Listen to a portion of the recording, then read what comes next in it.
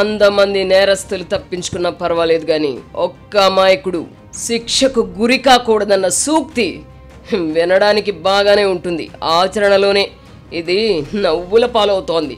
సాదాసీదా నేరస్తుల విషయంలో జాప్యం జరిగినా పర్వాలేదు కానీ రాజకీయాల్లోకి వచ్చిన నిందితులు నేరస్తుల విషయంలో అంతులేని జాప్యం జరిగితే సమాజం నష్టపోతుంది. కేసుల పరిష్కారంలో ఏళ్లు పూళ్లు పట్టడం వల్ల నిందితులు అధికారంలోకి కూడా వస్తున్నారు. వారు అధికారంలో ఉన్నప్పుడు తీసుకునే చర్యలకు ఎవరు బాధ్యత వహిస్తారు?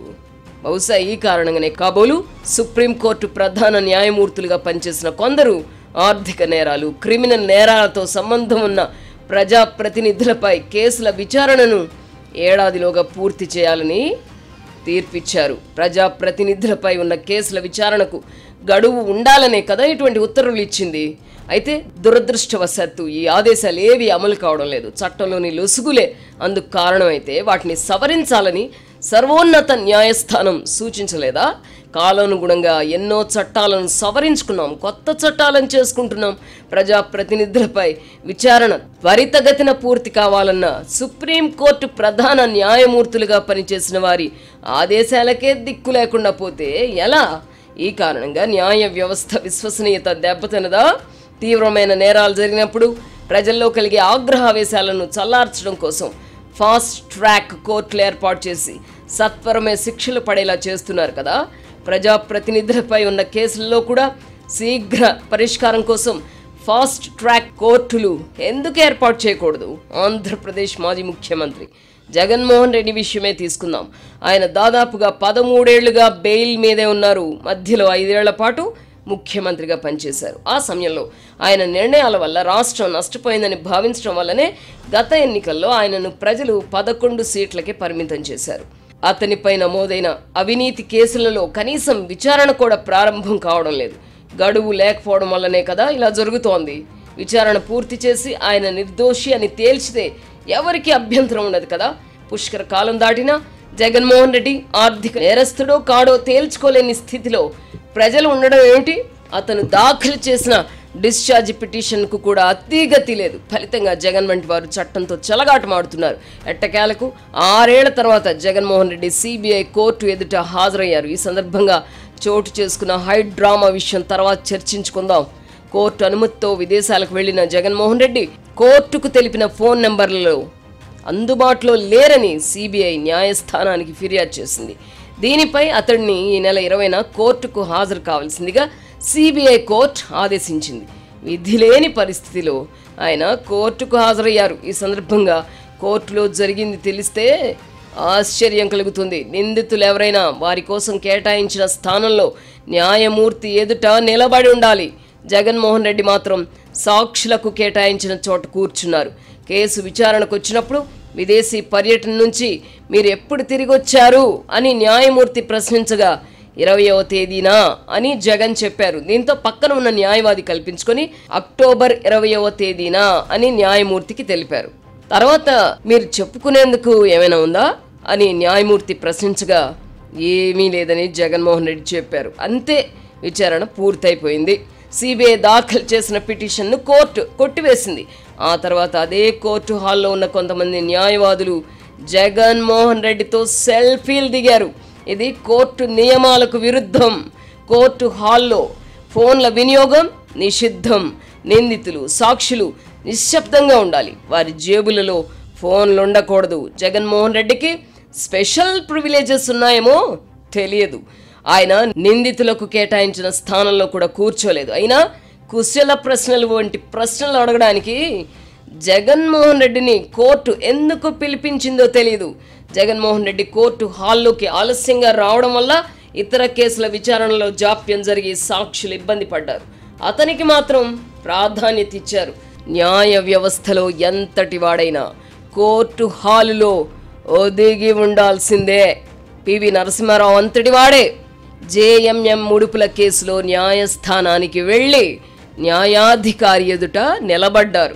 ఆయన కోసం కోర్టు కార్యకలాపాలు స్తంభించలేదు. తానేమిటి కోర్టుకు హాజరు కావడం ఏమిటి అని పివి నరసింహారావు భావించలేదు.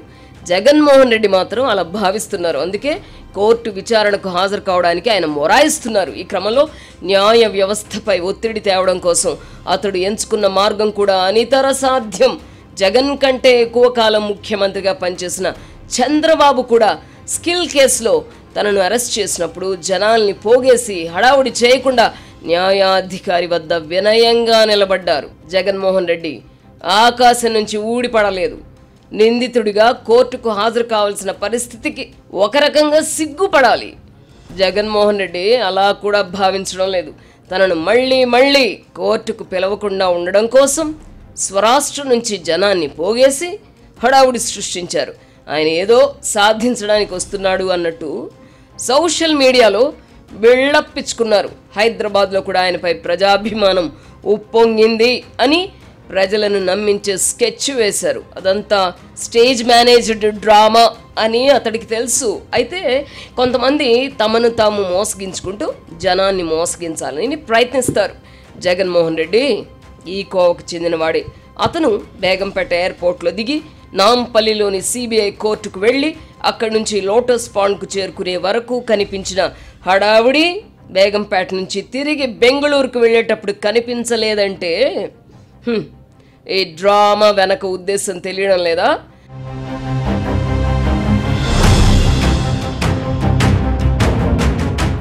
జగన్మోహన్ రెడ్డికి తెలంగాణ రాష్ట్రానికి రాజకీయంగా ఏ సంబంధం లేదు. తెలంగాణలో ఆయన పార్టీని ఎప్పుడో మూసేసుకున్నారు. హైదరాబాదీలకు జగన్ కొత్త కాదు. ఆయనను చూడడం కోసం ఎగబడేంత ఎమోషనల్ అనుబంధం అతనితో వారికి లేదు. ఆంధ్ర మూలాలున్న వారు ఉంటే గింటే కొద్దిమంది ఉండొచ్చు. ఎంపిక చేసిన సందర్భాల్లో మాత్రమే జగన్మోహన్ రెడ్డి బల ప్రదర్శన ఎందుకు చేస్తున్నారు అన్నదే కీలకం.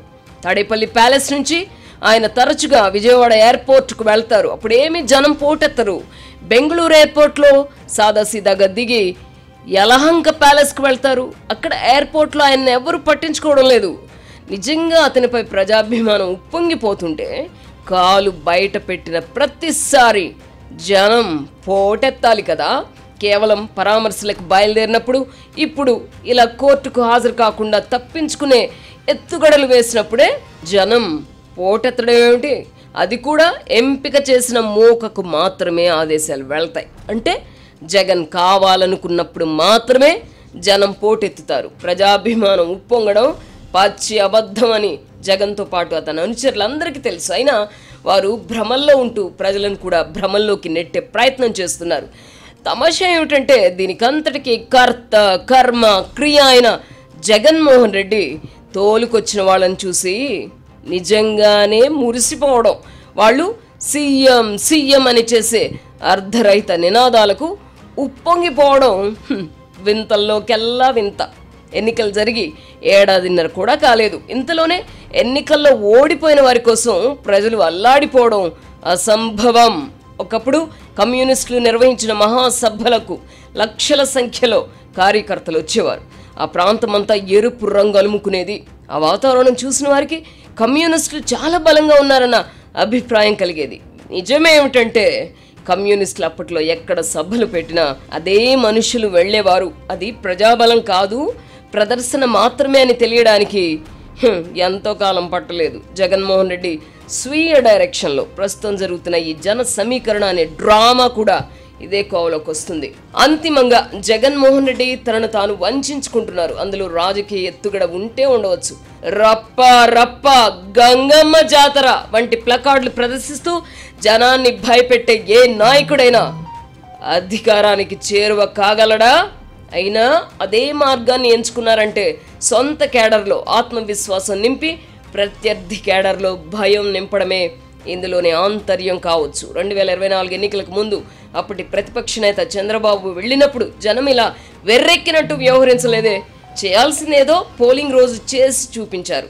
తాను ఆడుతున్న నాటకాలన్నీ ప్రజలు తెలుసుకోలేరని జగన్మోహన్ రెడ్డి భావించడం ఆయన చేస్తున్న తప్పు.